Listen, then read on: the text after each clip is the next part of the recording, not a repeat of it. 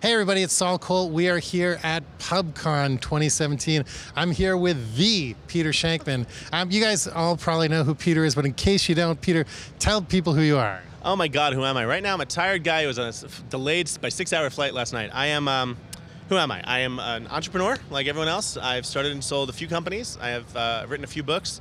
My most recent one is called Faster Than Normal, that focuses on the ADHD brain and why entrepreneurs are ADHD and how that's beneficial.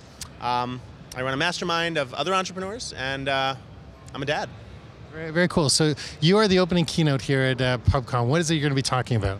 I haven't figured that out yet, but I'm more than likely that's not true. I'm going to be talking about the concept of that the next 50 years of the economy is going to be run by the customer experience. You know, we are moving into an age where it's no longer about the reviews. I don't have to leave a review online. I don't have to tell people how great I am if I own a business, but rather I can, the experience I give, the customer experience I give, the actual physical experience that the customer has is going to automatically tell their friends, their networks, their socials, the experience they had. You know, it's not about going to a review site. Review sites will be dead soon. It's not about that. It's about the actual experience I had and how that translates through sentiment and through my going back and how much time I spend there and whether I go back and forth.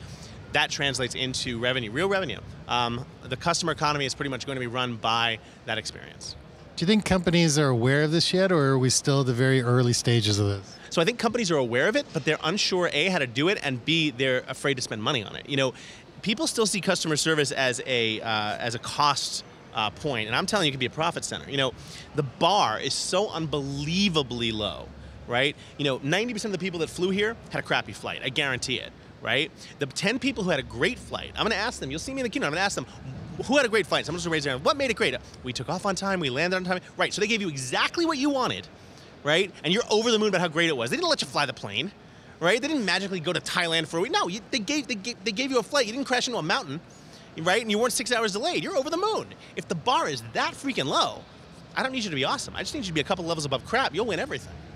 So do you think, so the bar is so low, companies can actually win? So this strikes me kind of as the early days of Twitter, when if you just responded to somebody, people were crazy excited, and you know, companies like JetBlue, and you know, there was always those three companies that made it. From Comcast, yeah, the more things change, the more they stay the same. At the end of the day, 76% of people who pitch on Twitter don't need a resolution, right? They just want to be heard. When I see a giant thunderstorm out of my plane window and we're on the ground and we're not moving, I'm pretty much sure it's because of a giant thunderstorm, and that's not United's fault. But you know what? Tell me. Let the pilot come on and tell me there's a giant thunderstorm. Because if he doesn't, in the back of my head, I'm still thinking, well, did a wing fall off? Are we being hijacked? What's the deal? As long as you tell me what's going on, dude, I'm gonna chill. And most people are, right? The issue is not that we expect companies to be awesome. We're human beings, we're gonna screw up. The issue is when you do, we just want you to own it. Own it. And like, history is full of people who lost everything because they didn't own it. Anthony Weiner reported for jail yesterday. He was going to be the next mayor in New York. All he had to do was not screw that up. And when he did screw it up, all he had to do was get on stage and say, my fellow New Yorkers, I was trying to ask for sexy time with my wife. I don't know how to use the Twitter. My bad. We would have laughed at him and we would have moved on. He'd be mayor, right? Own it. It's not that hard.